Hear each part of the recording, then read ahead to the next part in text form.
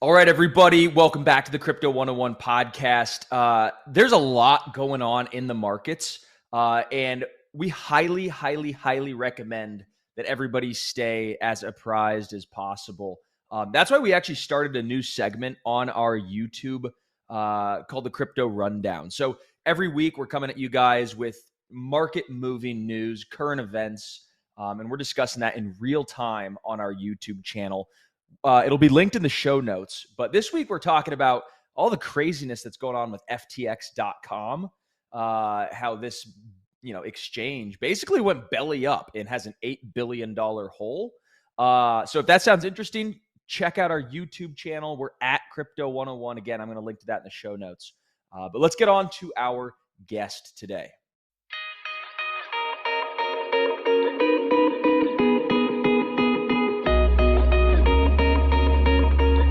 All right, everybody, welcome back to another episode of the Crypto101 podcast. We hope you're having a fantastic morning, noon, or night, wherever you guys are in the world. You're certainly in the right place because we are joined by some fantastic guests today who are going to be doing a deep dive into their project that they've brought to life here that is tremendous. It's got such wide reach. I want to crack the code of Pi Network. So I brought on the co-founders here, Dr. Tieng Dao and Dr. Nicholas Kokkalis of Pi Network. Welcome to the Crypto101 podcast, and thank you for joining us. Thank you. Thanks, Bryce. Thanks for having us. Yeah, so you guys are based out of Palo Alto, is that right? Up in Silicon Valley? Yes, that's right. Nice. And why start Pi Network? What was the grand vision that really got you guys to say, you know what, we're going to dedicate the rest of our lives to this project? Well, Pi Network was started combining all our academic and personal interest. I mean, Nicholas is a hardcore computer scientist with expertise in distributed system, which is a precursor to one big component of blockchain. And I myself is a social scientist. So with the second half of my PhD doing human-computer interaction, that's where Nicholas and I collaborated on multiple research projects, studying how to build computer systems to scale and to be used easily by humans. So at the time that, when we were at Stanford exploring with the students, building decentralized applications, we've noticed that, in the industry, there is a big problem of, a lot of technology, but there is no good enough social network in order to build decentralized applications that allows a typical required process, such as user iterations. So this is combining our interests of distributed system, human-computer interaction, social computing, and also the, excitement about building a large-scale human movement. This is where we build Pi Network.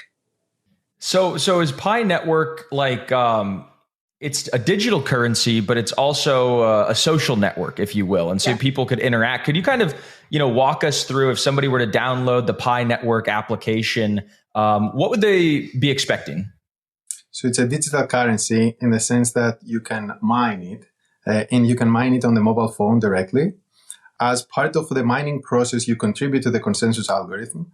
And it is also the entry point to the Pi ecosystem where you can see and use different Pi utilities. Fantastic. And so what are some of the popular applications that you've seen people develop on the Pi Network or maybe with the Pi cryptocurrency? Well, to start, there is a very important step for us to migrate our social network to our mainnet blockchain. And the key step is called KYC. And one application of the Pi cryptocurrency is that people can pay Pi to get their IDs verified in order for them to migrate to the mainnet. And this is a very strong utility in the sense that, native currency Pi is used to pay for real human labor that result in valuable work in the world. And so people need to, so right now they have like a test net and now there's a transition to the main net. And in order to get onto main net, you need to KYC. Can you kind of tell people maybe a little bit about why people need to KYC? And for those who don't know, who are listening, what is KYC? Okay. So KYC is generally known as a know your customer process, and a lot of traditional businesses require KYC to for compliance reasons, to know your customer, to know who you are providing the service to, especially financial related services, generally is required. And so Pi Network doing KYC is, for one, of course, as much as compliant as possible. Second is also for our own policy. For example, in Pi, we require one person per account. This means that this is one of the defense mechanisms of our network to prevent fake accounts migrating to the mainnet. So we are, wow. Yeah, and we're having this KYC solution. We needed to build it in-house for multiple reasons.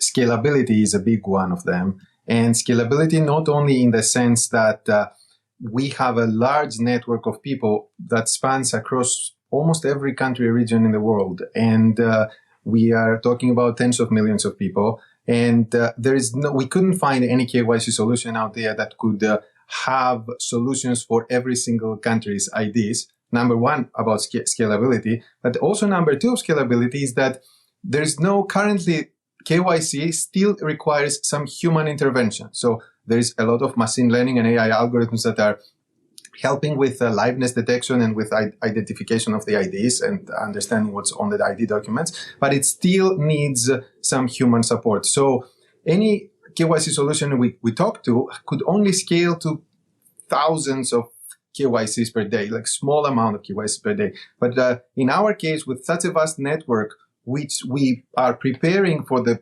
next billion users, it couldn't scale with just the thousands per day. So, for example, we did our first million KYCs in a single month. So that wouldn't be possible. And there were almost 500,000 people involved in the process of verifying the first million or 2 million people who KYC'd.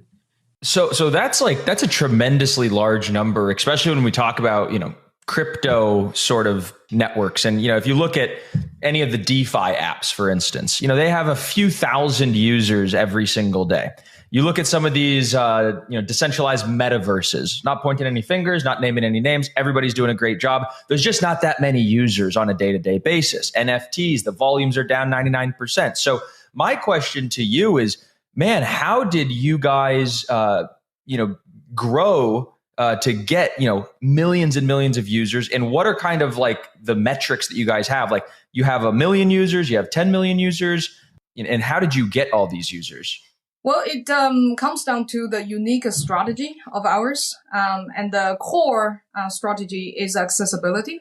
And accessibility has threefold, I guess. One is financial accessibility. In Pi, everybody can mine for free. They don't need to pay anything to enter. Another accessibility is knowledge accessibility. We build our UI to be really intuitive. For example, the mining component, they can mine on the phone. So you don't necessarily need the computer science knowledge about setting up a node in order to mine. And then there is also the, system design accessibility. That is, in addition to people find it easy to mine, they also find it easy to use. So all these factors contribute to the accessibility. And also the strategy of accessibility also have the result of, more fair and more widely distribution of the cryptocurrency. So that makes us one of the most widely distributed. We are now at over 35 million engaged members and distributed in almost every country and region in the world, over 233 countries and regions of the world. So that's also ties into why our KYC process needs a comprehensive solution, because it's like every region. Yeah, it's got to have a global sort of approach as opposed to country by country. That's fantastic. And, so Pi Network, there's a cryptocurrency, there's a network, there's applications, there's millions and millions of users. What's next? We have the mainnet, but what are you guys trying to accomplish with mainnet? So a very special period, our strategy design is called enclosed mainnet. So our mainnet went live in last December. We started our mass KYC, I think the first quarter. And then we are also in the process of migrating all these millions of people. The next is basically after migrating all these millions of people to the mainnet, we're building the enclosed network. Enclosed network means everything can be transacted within Pi, but cannot have external connectivity yet. The special design for this is to focus our attention to build utility and real utility without too much noises outside of the network. And of course, we acknowledge there are certain applications can only build with external connectivity, but there are internal enclosed type of utilities can be nurtured and built. For example, new type of social applications can be inside the enclosed environment to get it into the ecosystem to be a little more mature before we go to we call open network. Okay, interesting. So somebody downloads the app, they're mining on their phone, or are they staking, or is it like they're doing some type of hash or something like that? Okay, so your question is how does the Pi mining work? I guess your question, right?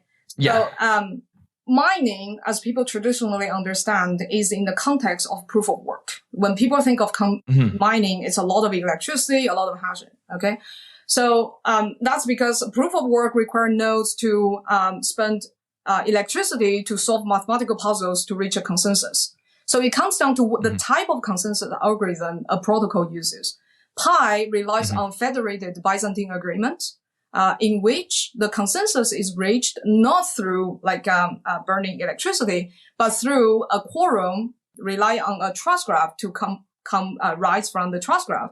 And inside the quorum, nodes send messages to each other, just like votes, in regard to whether a transaction is true or fraudulent, and help that reach consensus. Just by my description of how this mechanism works, these days, any laptop can send messages to other computers. So the scale of, the requirement for electricity is no comparison to the level that required by proof of work. This is the fundamental reason why Pi mining in the first place doesn't require electricity.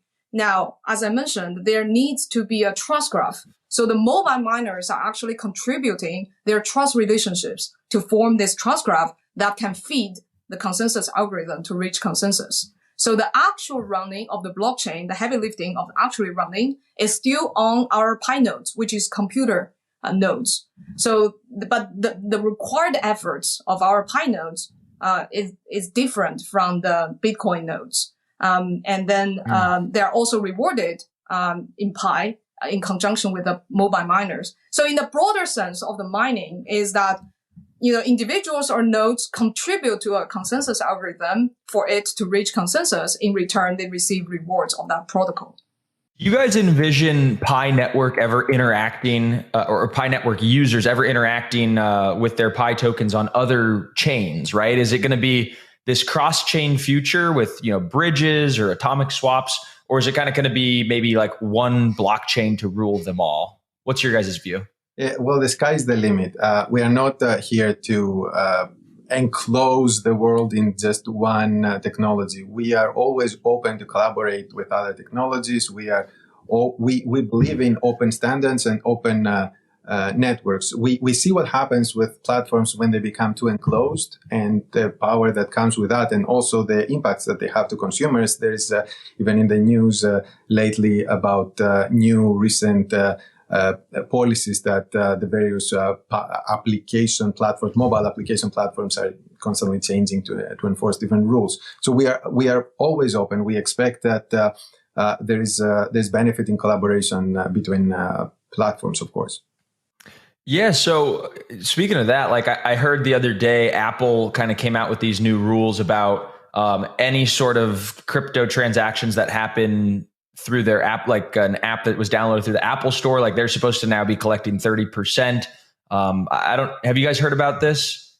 We did roughly. Yeah. So, I mean, the world is still in a phase, including, tech giants or regulators still figure out how crypto can fit into the existing economy.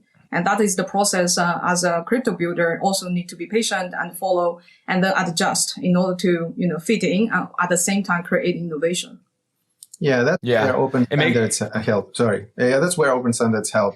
You being more accessible through the web, through technologies that are open, helps push the ecosystem forward. All right, everybody, welcome back to the Crypto101 podcast. There's a lot going on in the markets, and we highly, highly, highly recommend that everybody stay as apprised as possible. That's why we actually started a new segment on our YouTube called the Crypto Rundown. So every week we're coming at you guys with market-moving news, current events, and we're discussing that in real time on our YouTube channel. It'll be linked in the show notes. But this week we're talking about all the craziness that's going on with FTX.com, how this exchange basically went belly up and has an $8 billion hole. So if that sounds interesting, check out our YouTube channel. We're at Crypto101. Again, I'm going to link to that in the show notes. But let's get on to our guest today. Yeah, I was going to say basically the same thing. Like they're kind of pushing people away from mobile and back to web. There could be this renaissance of like these open web-based applications as opposed to just like, mobile first and mobile only applications. So it'll be interesting to see. We, several years ago, we made a pretty unexpected move. We are all about user experience and producing a better user experience for our users. But at some point we did something counterintuitive to user experience, which is we had the Pi app and we created the Pi browser. Where that is counterintuitive because it asks people to install two apps. So it's more complex. And that was several years before this recent announcements. So in a sense, we have prepared ourselves with what we think it would make sense to do, to rely more on open technologies, web browsers, and things that don't completely enclose or rely on single entities to have a single failure point in the whole process. Are not limited is only to one type of platform. Basically, we also have a testnet. We also have a desktop, application. So. I see. Yeah. Yes. So many different access points for the application. Yes. And redundancy points to work on the web, to work on different infrastructures and technologies. Yeah. So tell me a little bit about your guys' experience as co-founders of, a huge network through the bear market, because, I'm curious, just do numbers kind of start to slow down? Does work morale at the office kind of go down, or, what's your guys' experience as a bear market builder? Well, from my perspective, bear market is not necessarily a bad thing for the industry. The bear market get rid of all the craziness and the noises, and force people to focus attention on, what is real, what is really useful, what is the real use cases of crypto.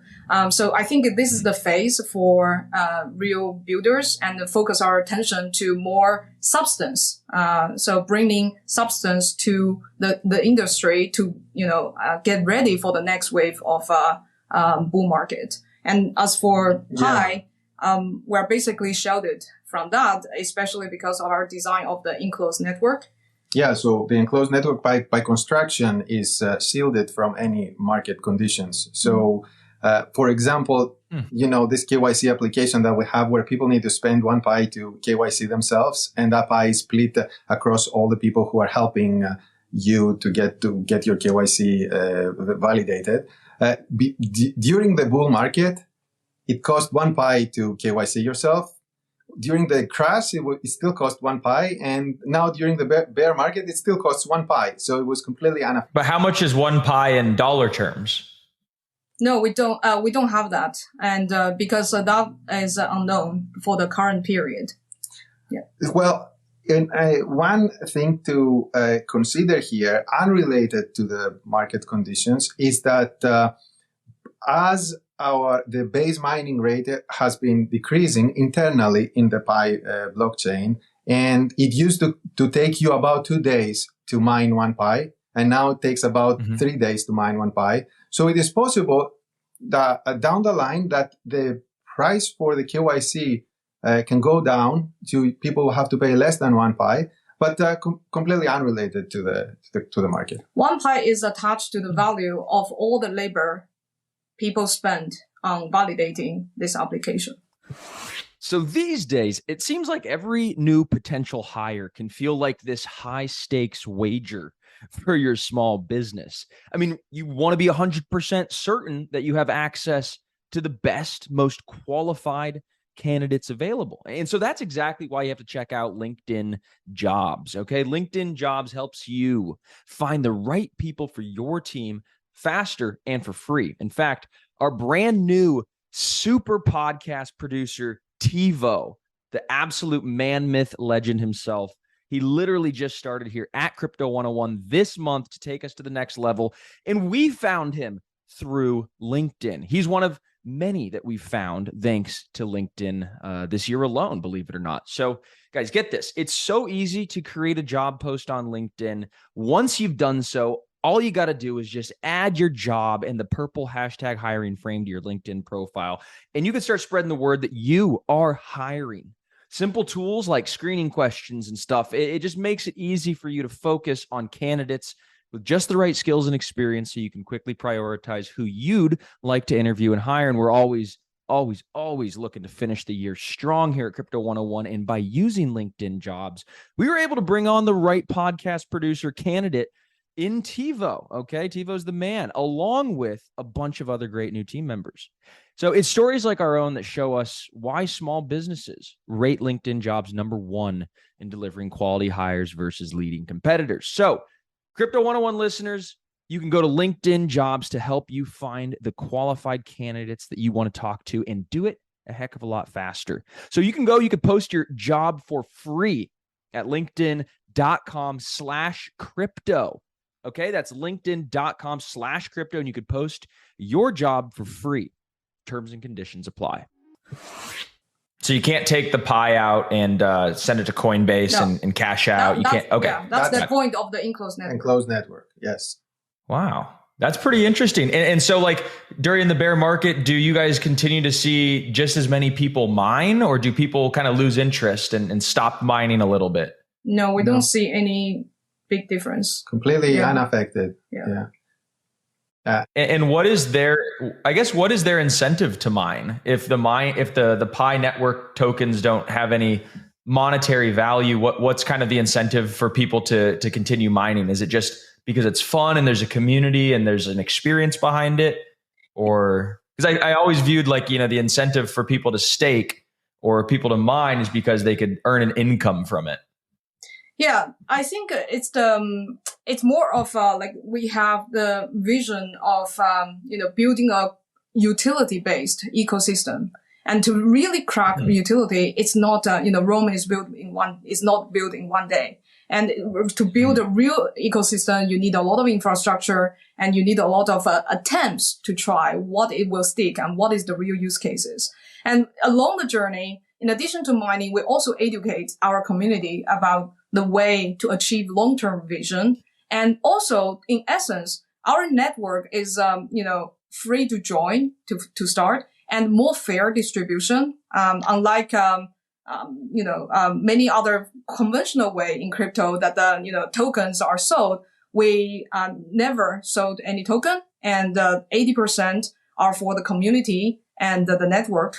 So it's basically a more fair participation into this ecosystem to build the ecosystem together. It's not just, we are not just that we provide the thing for the community. It's all the core team is only one participant of the network, and every user and member and developer have their responsibility to contribute to the network to build. And this network and ecosystem cannot be built in one day.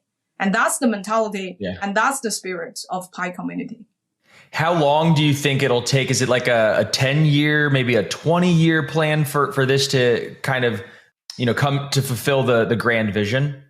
Or is it closer than that? I think it's hard to say, but, for the next 3 or 5 years, I think even for the general crypto industry is to figure out and overcome a lot of obstacles for the industry as a whole and obstacles for a specific project. For the industry itself, it has knowledge obstacle. How do people perceive cryptocurrency and the industry?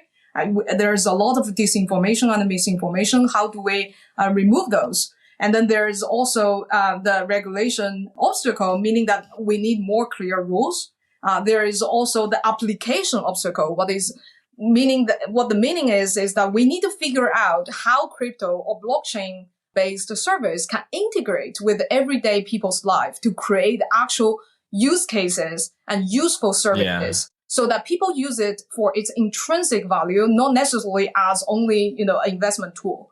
So they are using. What would some of those applications or use cases be? Like if you could put that into some concrete examples. Yeah. So one direction that the Pi Network and I think the industry are trying to have innovation.